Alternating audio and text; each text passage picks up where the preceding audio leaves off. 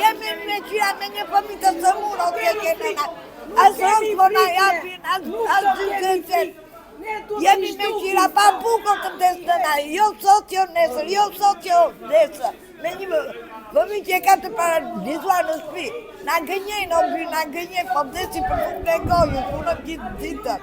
Pas protestës së punonjësve të pastrimit këtë të mërkur në protestë kanë dalë edhe punonjësit e sektorit të fshesës, të cilët kanë kërkuar ndryshimin e vlerës së pagesës, e cila sipas tyre është ulur, por njëkohësisht kërkojnë edhe respektimin e orarit të punës. Në protestë punonjësit të deklaruan se ndjen të dëmtuar ndërsa gjithçka ka nisur pranë ndërmarrjes e më pas teksa u janë drejtuar Bashkisë së Vlorës. Janë takuar aty edhe me kryetaren e Bashkisë së Vlorës, Bruna Mersini, për të bërë prezent problemet e tyre. Nuk dim se kush. Kë kemi brigadierë apo më thja apo të thash. Po vi po na shpërdoron si kur jemi qënër, jo si kur jemi njerëz. Po na bëjnë na shpërdoron çfarë janë këta? Janë serbër janë këta, çfarë janë? Vazhdoni këtu protestën apo do të shkonin bashki? Ne do jemi bashkë zotit, ata janë bashkë të gjithë si punëtojmë gjithë. Se nuk rrihet asnjëri këtu kanë frikë të gjithë. Nuk kërkojnë bukën e tyre, nuk kërkojnë akun e tyre. Që kur ka ardhur kjo zonja këtu, na hoqën të gjitha të drejta tona. Kontratat pa Griun e reflesion gjithë këtu, hajde mi na morën në përpjetu. Në masur ato kontrata pa lejen tonë, me orë pa orë. Ja punëtore 20 vjeçare. Ne duam rrogën si që kishim. Një. Ju është ullur që ka ndodhur me rrogën tuaj? E kanë ullur rrogën. Ka do marrë 415 lekë. Do i marrin po 415. 415. Po. Kontratat pa lejen tonë ka firmosur. Si pa lejen tuaj? Që neve të dalim orë pa orë në punë. Na nxjerrin me le, ne punojmë të na Çfarë protestoni?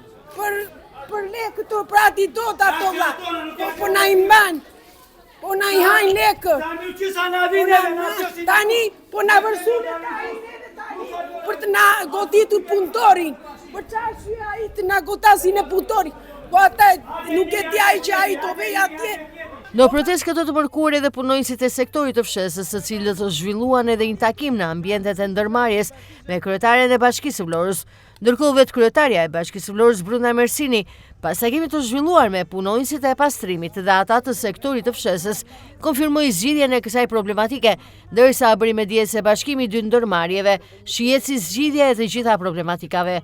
Duke u ndalur tek antidota, Mersini i theksoi problematikën e thesarit, por që tashmë është arritur edhe një marrëveshje për zgjidhjen e situatës. Në sektorin fshesës për disa ditë me radhë, shkak janë kushtet e punës, mungesa e marrjes antidotës. Çfarë diskutohet sot me ata? Punëtorët ditën e djeshme vetëm kanë pasur një ankesë drejt zyrës së pagave, të ekonomistëve të pagave, sepse nuk ka kaluar një fond e cili quhet fondi i kompensimit që ata marrin në vlerë monetare të disa zërave të kompensimit. Dhe kuptohet që ekonomistët e pagave i ka dhënë sqarimin ditën e djeshme, duke sqaruar që thesari ka pas probleme me sistemin që quhet sistemi athmisit, edhe ka qenë pengesë për kalimin e kësaj pagese drejt bankës.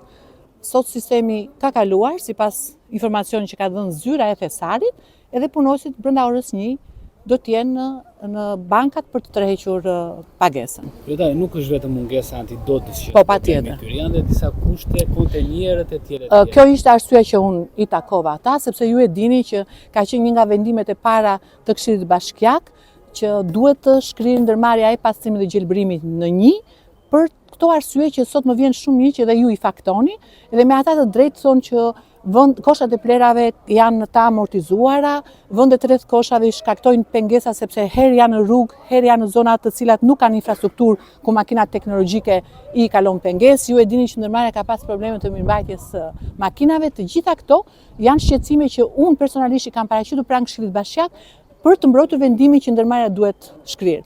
Edhe ju e kuptoni që ka qenë ngarkesa rreth 20 veta, kanë qenë teritorin e Bashkisë së Vlorës në territor dhe sipërfaqe shumë të madhe dhe binte ngarkesa në 20 veta, të cilët punonin orë pa pushim. Kjo ka shkaktuar pa diskutim edhe zemratën e tyre.